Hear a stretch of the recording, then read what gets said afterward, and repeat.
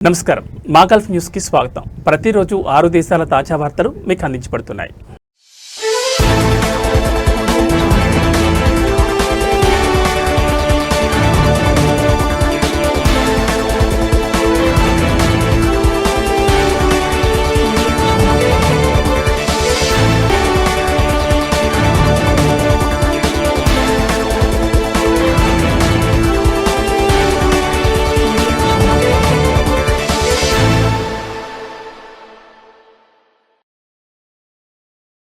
Aamir Sheikh Tamim bin Hamad Al Thani నేతృత్వంలోని Qatar శాంతి, భద్రత మరియు అభివృద్ధిని తన దేశీయ మరియు విదేశాంగ విధానానికి మూలస్తంభాలుగా చేసుకుందని Shura council speaker Hassan bin Abdullah Al Ghani వెల్లడించారు।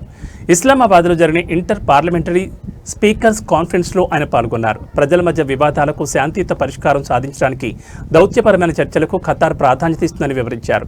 ప్రాంతీయ మరియు అంతర్జాతీయ సంక్షోభాలను పరిష్కరించడంలో ఖతార్ ముందు వరుసలో నిలుస్తుందని పేర్కొన్నారు। గాజాలో జరిగిన విషాద సంఘటనలు మానవాళి మనస్సాక్షికి పరీక్ష అని ఆయన అన్నారు।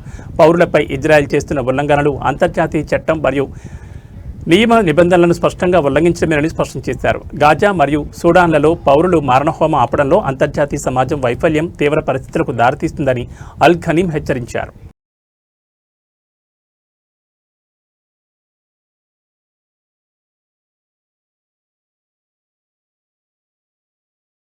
సౌదీ రక్షణ మంత్రి ప్రిన్స్ ఖలీద్ బిన్ సల్మాన్ అమెరికాలో పర్యటిస్తున్నారు। వాషింగ్టన్లోని వైట్ హౌస్లో సీనియర్ అమెరికా ప్రభుత్వ అధికారులతో సమావేశమయ్యారు।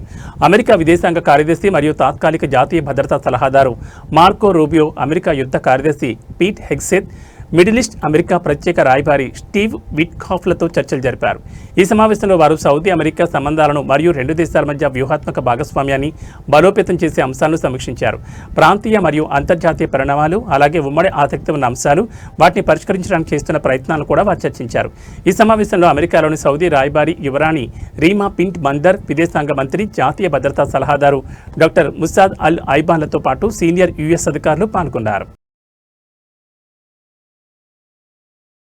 అబుదాబి తలాబత్ యాప్ ద్వారా డ్రోన్ ఆధారిత ఫుడ్ డెలివరీలను ప్రారంభించడానికి సన్నాహాలు జరుగుతున్నాయి। ఇప్పటికే టెస్ట్ ఫ్లైట్లు మొదలయ్యాయి। కొన్ని వారాల్లోనే కస్టమర్లకు ఆర్డర్లు పంపే అవకాశం ఉంది। తలాబత్ యాప్తో మీరు మీ కిరాణా సామగ్రి మరియు ఆహారాన్ని ఆర్డర్ చేయొచ్చు। డ్రోన్ తలాబత్ వంటగది లేదా రెస్టారెంట్ నుండి డ్రాప్ ఆఫ్ స్టేషన్కి వస్తుంది।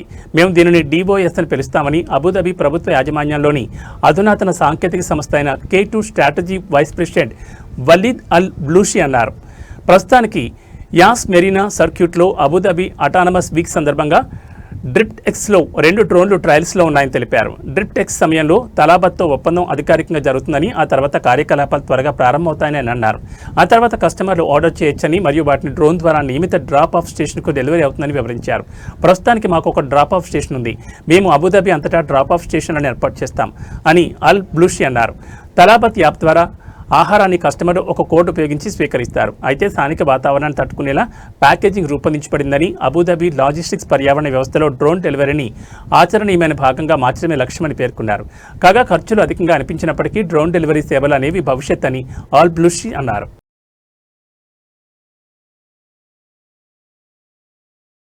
కువైట్ ప్రధానమంత్రి షేక్ అహ్మద్ అల్ అబ్దుల్లా అల్ అహ్మద్ అల్ సబా కొత్త కువైట్ అంతర్జాతీయ విమానాశ్రయ టెర్మినల్ ప్రాజెక్టును పరిశీలించారు। టెర్మినల్లో జరిగే వీక్లీ కేబినెట్ సమావేశంలో భాగంగా ప్రధానమంత్రి ఆ స్థలాన్ని సందర్శించారు। పర్యటన సందర్భంగా మంత్రులతో పాటు ప్రజాపనుల మంత్రి డాక్టర్ నౌరా అల్ మషాన్ ఈ మెగా ప్రాజెక్టు గురించి ప్రధానమంత్రికి వివరించారు। ఇది కువైట్లోని మెగా డెవలప్మెంట్ ప్రాజెక్టులో ఒకటని ఆయన అన్నారు। షెడ్యూల్ ప్రకారం పనులను పూర్తి చేయాలని అధికారులకు సూచించారు। పనులను వేగవంతంగా పూర్తి చేయడానికి అన్ని డిపార్ట్మెంట్ల అధికారులు సమన్వయంతో పనిచేయాలని ఆదేశించారు। అనుకున్న ప్రకారం నిర్ణీత సమయంలో పనులను పూర్తి చేయాలని అధికారులకు కువైట్ ప్రధానమంత్రి సూచించారు।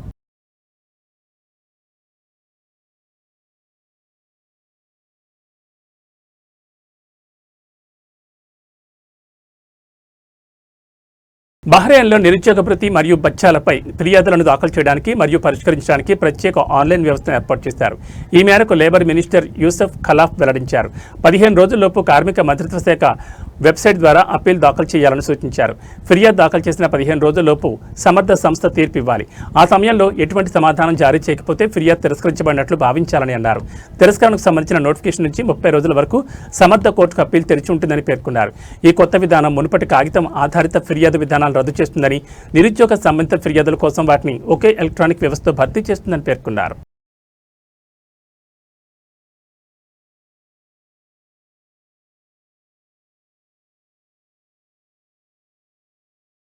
ఉమెన్ హాకీ 5 ఈవెంట్కు సర్వం సిద్ధమైంది. హాకీ ఉమెన్ కార్నివాల్లో 5 దేశాల నుంచి 47 జట్లు మరియు 500 కంటే ఎక్కువ మంది ప్లేయర్స్ పాల్గొంటున్నారు. నవంబర్ 13 నుంచి 15 వరకు ఆల్ అమిరాట్లోని హాకీ ఉమెన్ అరీనాలో జరగనుంది. ప్రతిరోజు మధ్యాహ్నం 2 గంటలకు మ్యాచ్లు ప్రారంభమవుతాయి. తొలి రోజు సాయంత్రం 5 గంటలకు ఫ్యాన్ విలేజ్లో సాంస్కృతిక ప్రదర్శనలు, వింటేజ్ కార్ల ప్రదర్శనలు హైలైట్ కానున్నాయి. క్రీడను సమాజ వేడుకతో మిళితం చేస్తూ 600 మంది మహిళలతో కూడిన ప్రత్యేక నృత్య ప్రదర్శన కూడా జరుగుతుంది. ఇండియా, ఈజిప్ట్, యుఏఈ, ఇరాక్ మరియు ఒమన్ దేశాల నుండి జట్లు పోటీ పడుతున్నాయి. ఈ గేమ్స్ ద్వారా యువ ప్రతిభను మరియు అట్టడుగు స్థాయిలో హాకీని ప్రోత్సహించడం జరుగుతుందని ఉమెన్ హాకీ అసోసియేషన్ చైర్మన్ మార్వాన్ చుమా అల్ చుమా తెలిపారు.